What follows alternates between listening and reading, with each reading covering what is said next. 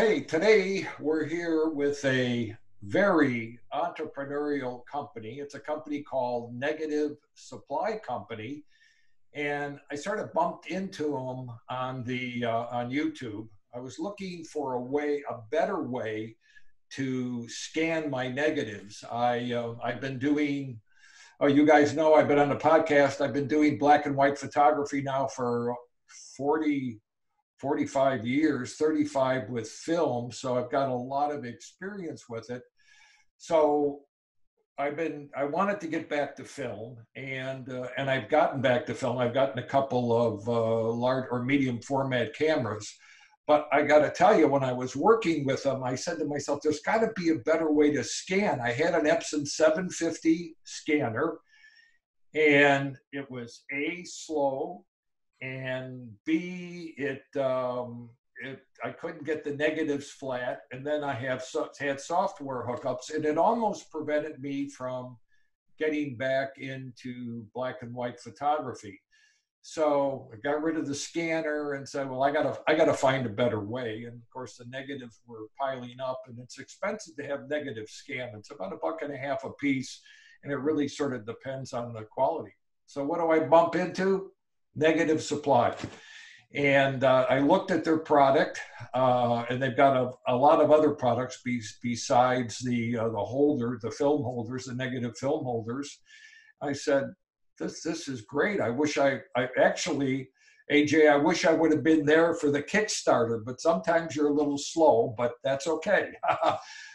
So anyway, I've got one on order, and I've got one coming, and we got a lot of other great products coming. But I thought we'd talk a little bit today about the company, how they got started, because it's not easy to step off the curb and do something like this. And I think AJ will agree with me. Right. And then we'll go into some of their products. And I have an idea for a product that I've always struggled with.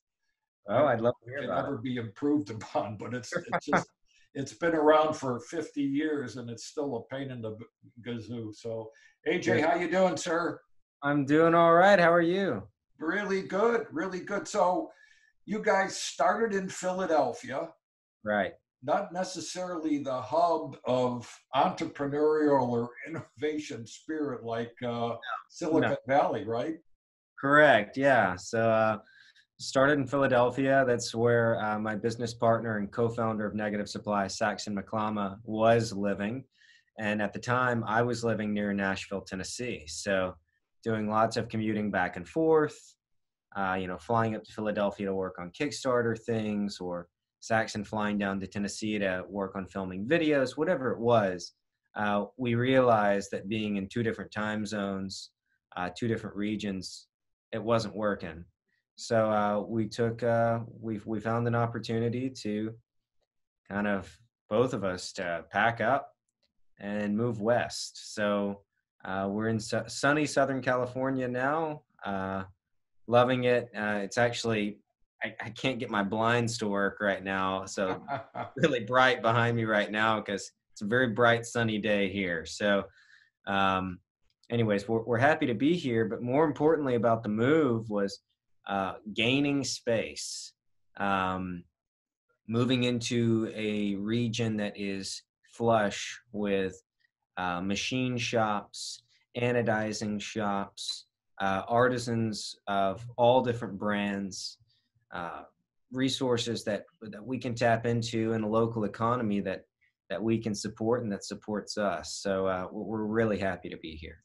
Yeah, I saw a YouTube where Saxon was on a YouTube with, I can't remember who the YouTuber was, but apparently you guys were putting these things together in your apartment or someone's apartment. Well, so Saxon, when we did the first Kickstarter, which it feels like it's been a long time ago, but that was 11 months ago when our first Kickstarter launched for the Film Carrier Mark One. Yeah, I actually flew up to Philadelphia. We didn't have a commercial space yet in Philly, and we actually ended up hand assembling a large number of Film Carrier Mark Ones in what was like the common living space in Saxon's apartment there. And it worked. But, the thing is, I think we're humble and modest enough to admit that. I think a lot of companies, they're pretty similar though in that regard, that you have really modest beginnings sometimes, and there's nothing wrong with it. Um, if we hadn't really throttled our growth and how we scaled our business, and we still have a lot to do and plenty to learn, but if we hadn't started so slowly, I certainly don't think we'd be where we are now. And fortunately, today we have Kickstarter programs, which at least help you get off the ground. Back Right. in the days when I was a little bit younger, we didn't have Kickstarter, and then when you really stepped off the curb, you really had you really didn't have any money unless you had family money or something like that. And banks don't normally they're not really entrepreneurial spirits. They want to make sure they get their money and make sure you have a good idea. So the Kickstarter thing really helps fund it. So you're in, I didn't, you're Southern California, is that correct? Right. So we're actually, I guess, about an hour north of Los Angeles. We're in Ventura County, and Okay. it's kind of an interesting area where we are too, because you'd think, when you go to California as a small tech or design company, yeah, you're going to go towards the Silicon Valley and or the Central Coast. The problem is when you go north like that in California, um, not only is housing materially more expensive, but commercial property is too. And so we had to look at things and say, okay, we got to find a compromise here. Let's go somewhere that's still going to give us our business a great experience, plenty of room to grow. But we needed to go somewhere where we could get the amount of real estate we needed too, where we could really expand and grow. And unfortunately, we've actually already outgrown the space we're in here. Oh, that's great. So how did you get the idea? I mean, I I can.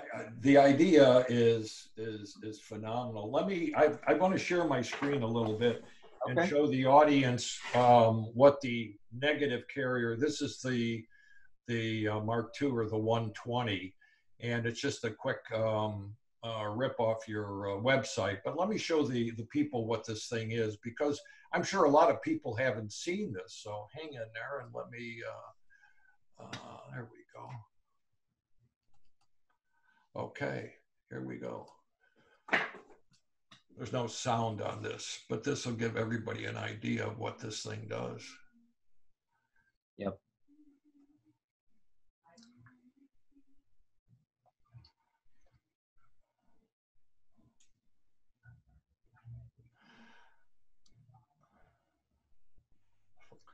Phenomenal. Why didn't I think of that?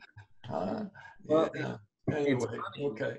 funny to show that because that is the film carrier 120, but there have been several significant improvements even to that design. And so what our Kickstarter backers and our online customers are going to be receiving is a pretty exemplary thing. I mean, I am I've been blown away a couple more times even this week. It's only Wednesday, and Saxon's already made a couple more significant improvements every day. Just when I think, okay, what else could happen to the film carrier 120? It happens. Yeah. So the device that our supporters will be receiving is certainly built to withstand a hard, long lifetime of use. It is a solid piece of machine metal. It is built to incredibly precise standards by machine shops and artisans who typically are designing and machining pieces for aerospace and the U.S. military. I mean, these things are really precise. So I'm very excited to see what people think about it, and even more excited to see the images that are brought to life with it. Yeah, I think one thing we ought to get out of the way, because I saw it on one, is the price. Okay, Sure. okay, let's get that, because when I was younger, I sold for a company that sold value added. Value added back in that day was, the product was more expensive, and you sold it against cheaper products. And I remember a sign. I always used to stop at Baskin and Robin, and I remember a sign there. There's nothing in the world that somebody can make for less and sell for a lot cheaper, and that's true. And when I Leica has a huge presence in the market, Yep. make phenomenal equipment. I think the photography market is staggered in such a way that if you want quality, you've got, you know, from the camera, you got Leica, Hasselblad, and what about really right stuff? That is, it's was he moved from California to Utah. That's phenomenal stuff. I've got really right stuff, and it'll last not only through my lifetime but the next generation. So what we're talking about here is not the, and I'm going to do I'm going to do a thing on the that lomography thing that where you lift up the magnet and all that other crap, um, and show how difficult that is to use, and how it potentially, you could potentially damage your negatives. So you're going to pay a little bit more, but you get a hell of a lot more. So Well, the people that leave comments about, oh, it's expensive, hey, it's good. So that's what you've got to think about. here's the thing too.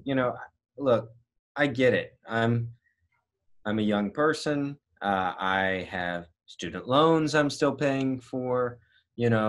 I come from a hardworking family. I'm a first generation college graduate, et cetera, et cetera. So when I personally look at something like the film carrier Mark I, for example, yeah, the U.S. retail price on this is $329. And don't get me wrong, that's an investment. But the way I look at this, as someone who has used just about every film scanning technology out there, this at $329 is the same cost that you would pay to buy roughly 60 rolls of film, 50, 60 rolls of film. But if you're shooting film and developing it even, and maybe you find you don't have the time to scan it, or you're not getting the scans you want and it just keeps piling up, well, you're really just, from one perspective, you could say, well, you're kind of just wasting money on film if you're never really going to get around to scanning it, or if that part of the process is such a chore. So really part of it is just about how you prioritize your purchases in the film photography world. And I'm not saying it has to be a negative supply film carrier, but we all have collections of cameras and lenses, some of which far outpace the cost of a negative supply film carrier. I personally have a few camera bodies and lenses that I probably really had no business buying, but I love them. It's one of those things. And I think the other thing really, when people see the film carrier, especially when they haven't held one, they don't understand that it's a solid piece of machined aluminum. This thing is built to withstand a lifelong of heavy, hard use. They think, oh, okay, it's just a film accessory. And the reality is, in 2020, if you're not working in a wet silver gelatin darkroom, even though I love those and they're a lot of fun, if you're not working in those full time and your work is going on to be ones and zeros and digitalized to share, whether it's on a social media application or to do a archival inkjet print, a film holder for scanning your film is not a photographic accessory. It is a photographic essential. It is as important as the camera itself. It is as important as the film that you put in the camera. And I really think that for many artists today and many, photographers, I think more and more people are starting to realize that about scanning. And it makes a price tag of a few $100s for some feel really like a small price to pay for the added convenience and speed. But and this is very long-winded, but the other reason why these products do bear what would be a relatively premium price tag, these are all machined in the United States. They're etched and metal coated here. We use custom hardware for almost everything. There are very, very, very few off-the-shelf components. There's a tremendous amount of design work behind them, and everything is hand-assembled, hand-packed, hand-quality controlled, and shipped by our team in Southern California. So we maintain control over every aspect of the process. So even if you went to a retailer in the US to buy a negative supply product, it was hand assembled, packed, QC'd, and shipped by us to that retailer or to a distributor. So there's a tremendous amount of care that goes into these products. As a result, there's a lot of labor. But a big part of this is just the raw materials of presenting and designing a product such as the Film Carrier Mark I or the Film Carrier 120. All you got to do is spend a little bit of time trying to, and I have forgotten about it, a little bit of time trying to pull the negative out of the plastic sleeve. Mm-hmm. When you've got your carrier, you take the roll off the hanger, run it right through, no cutting. That alone saves you about, 15 or maybe a half an hour worth of. It's difficult to get, especially if, that's a very simple thing, which is I'm going to bring to the YouTube. So, time is valuable. You want to get the stuff done, and you're absolutely right, AJ. Almost sounds like I'm working for the company, but I do believe in good products, especially on the photography side. Yeah. And so getting back to the original design of the scanner, or of the Mark I, or the 35 millimeter. Uh-huh. How did you guys come together with that idea? Was that something that I think Saxon had said one time when he's out shooting, or maybe it's you look for ways to improve things, or what's this workflow? Maybe there's, is that how the Mark I came about? Sure. So it's a few things. One of the things is that Saxon and I have both been film photographers for years. I've been shooting 35 millimeter film since 2006, 120 film since about 2012, 13, somewhere in that ballpark. And yeah, part of it is truly that, there's several ways to scan your film that exist in the market today, right? We could list off a whole long list of them. Now, unfortunately, very few of these items are still in production, or if they are in production, a lot of scanning options are quite expensive, require difficult to use software, and can take a tremendous amount of time and practice. So we looked at the options on the market and tried to examine the pain points that film photographers encounter daily. And we said, okay, there's problems with the speed of scanning film. That's inarguable. That's an issue most people have. And then we said, but for me, from my perspective, really spending a lot more time in the large format world, it was another major issue of film flatness. So we needed a device that could help you scan your film quickly, but not just for speed's sake. You needed to be able to scan your film quickly while maintaining critical film flatness and therefore film sharpness. And the Film Carrier Mark I excels at both, just as the Film Carrier 120 does. Now, is the Mark, or is the 35 millimeter one, is that in stock now? So when I say in stock, in other words, you're shipping from inventory? Right. It was as of last week, but we had it. Right. So we had a pretty tremendous number of those that really have moved here in the last few months. And I was very excited to be able to share that we had limited stock available really for immediate fulfillment. We were actually packing and shipping Film Carrier Mark I's same day for a couple of weeks. So we had quite a few folks be pleasantly surprised by what they received as an early shipment. But unfortunately now we are back up to a lead time. The Film Carrier Mark I, you can pre-order it now, but we are currently in production on another run of machine metal enclosures, getting those parts anodized and hand assembling them with the same care and execution that we did in previous runs. So it will take a few weeks at least. So it'll be probably sometime mid to later July before you're back. I would say we'll have Film Carrier Mark I's available for new orders. Those will be shipping most likely late July to early August, just to make sure we have plenty of time. Of course, we always err on the side of I want to make sure I under promise somebody where, I don't want to say, hey, I can have this to you in 3 weeks, when realistically, there's a good chance I could, but I don't want someone to say, oh, wow, you're going to have this in 3 weeks. I'm going to line all this stuff up. The reality is we're living in a kind of strange world right now. There's a lot of external forces making manufacturing a little trickier, but we're doing our best to navigate that and dance around obstacles as they present themselves.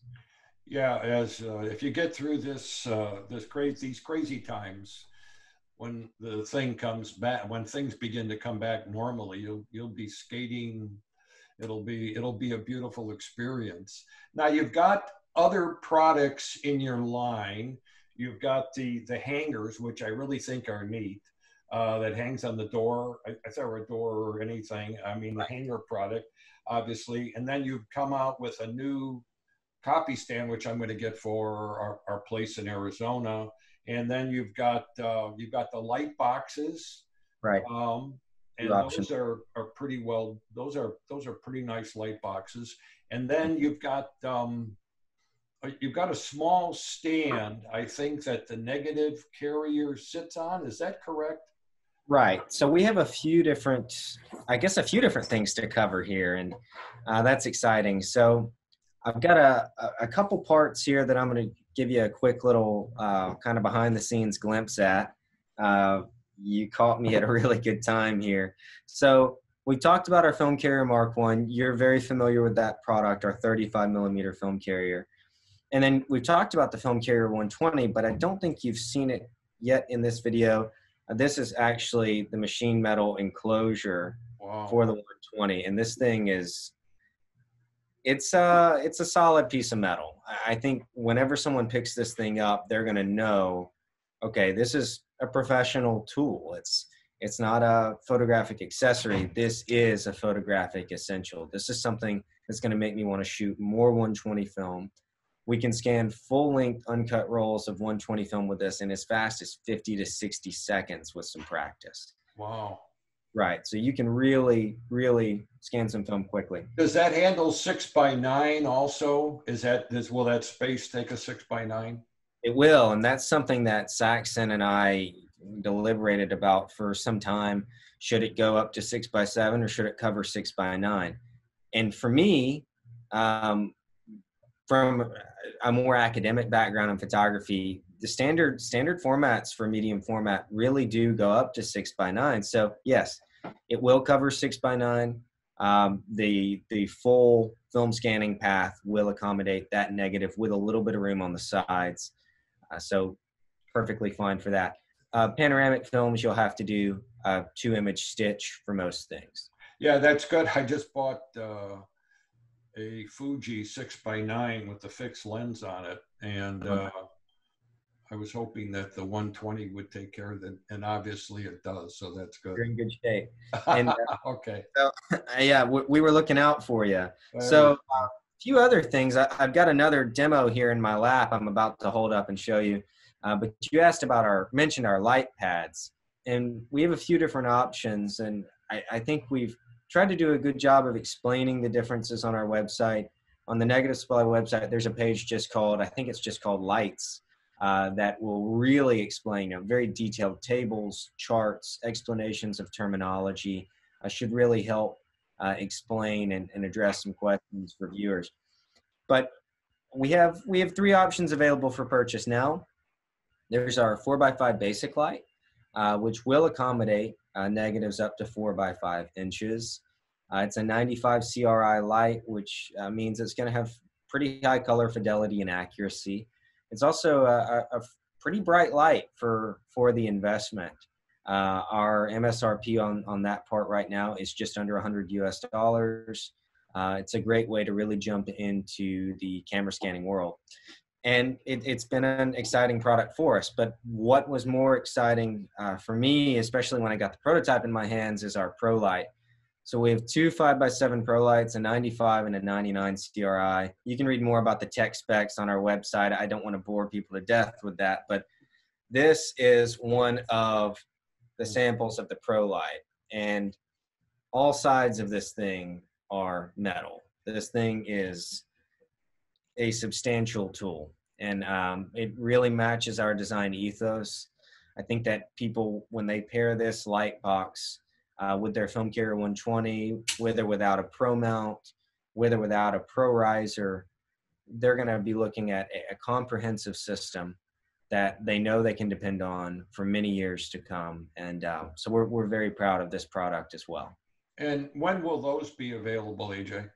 So the basic light is going to start shipping probably a week or two sooner than the Pro lights. Okay. We're anticipating the basic lights to begin shipping hopefully mid to late next week, Okay. perhaps the start of the following week.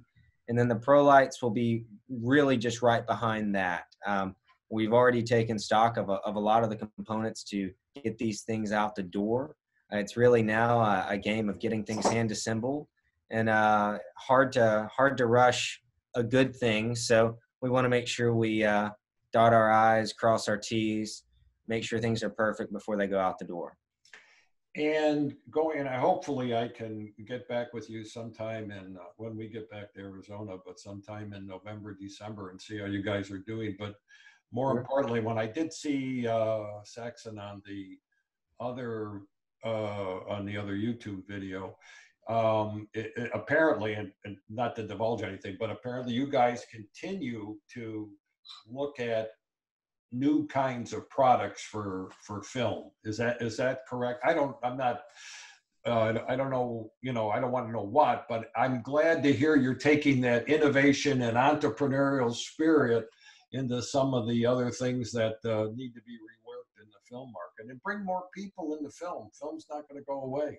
No, film's not going away. And I'll tell you, I think a lot of people over the last few years, there was this hesitation from a design perspective.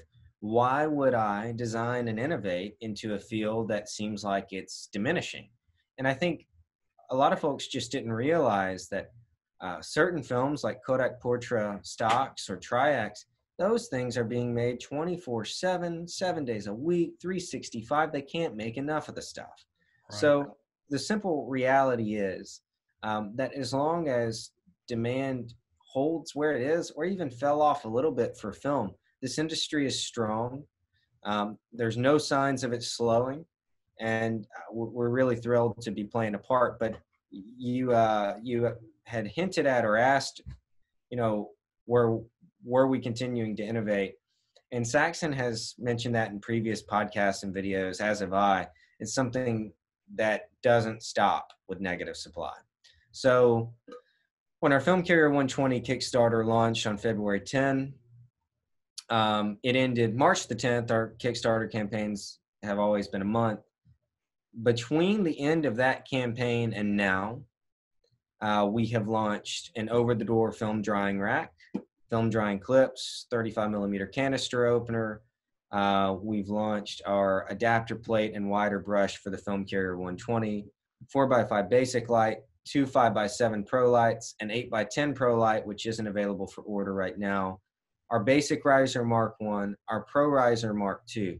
That has all been in under 3 months. So the way we look at it, if we see a need, if there is a true need for something in the marketplace, and it's something that we have the agility and really, I guess, the design and manufacturing ability to respond to, we're going to. And we're fiercely committed to the film photography industry. And we are, because so many folks have placed their support and faith in us. So we've got to return the favor anytime we can. Well, that's great. I was thinking about it when I saw the Saxon video a few weeks ago. I was thinking from my own experience, what's the most difficult thing for me, anyway, to do in film photography? Right. And you know what it is, which really hasn't changed, and it did wreck some film, is getting film on the reel in the darkroom. Right. Now, there's really only two solutions. It's that stainless steel reel with the clip. Right. It's the Patterson with those two crazy ball bearings. Yeah. And that's been around for 50 years. I mean, nothing's changed. And I know I've ruined some, you know, because 120 film is thinner than 35. I've ruined some film around the edges if I didn't get it in there right, or so Right. forth and so on. So someday it will change as the market begins to, you know, see that film as a viable, you know, a viable kind of thing. I Anyway, I don't have any more questions. You have anything else, AJ? No, I think I was trying to look around my office here and see if there was anything else I could show you right now, but I think a lot of our other tools and things we've been working on are not in sight. Um, what I'd love to do, you know, I would say the most exciting tool that I would kind of close on for someone to check out if they haven't already. You know, you talked earlier about kind of the barrier of entry for these products. It can be a tough pill to swallow, right? I mean, you start looking at acquiring new tools for your photographic practice, and it's always something you have to take into consideration, the investment. We're aware of that, and that's why we've responded as well with a few components to the camera scanning process that are at a more attractive price point, but also they don't cut all of the vital features that you would need. So, you know, if someone's watching or listening along, I would say, right, you know, you need a film carrier for your film scanning. The film carrier Mark 1 or the film carrier 120 are great options. But you know, you don't have to break the bank on a camera stand. You can check out the basic riser Mark 1, less than half the price of our Pro riser. You can look at our basic light, which is right at a third of the price of our least expensive Pro light.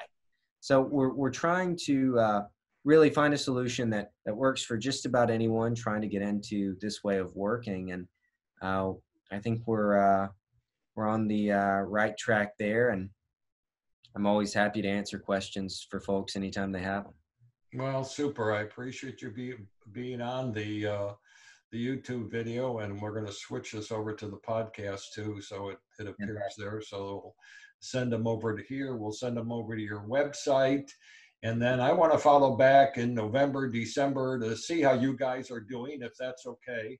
Please, I would be honored. And I would be honored. Uh, well, you know, like I said, it takes a lot of initiative to step off that curb, and you guys have done it, and you've done it with a great product. So I think that's super. So you take care, AJ, and have a great day. I'll do it. Thanks so much. We'll see you soon. Right.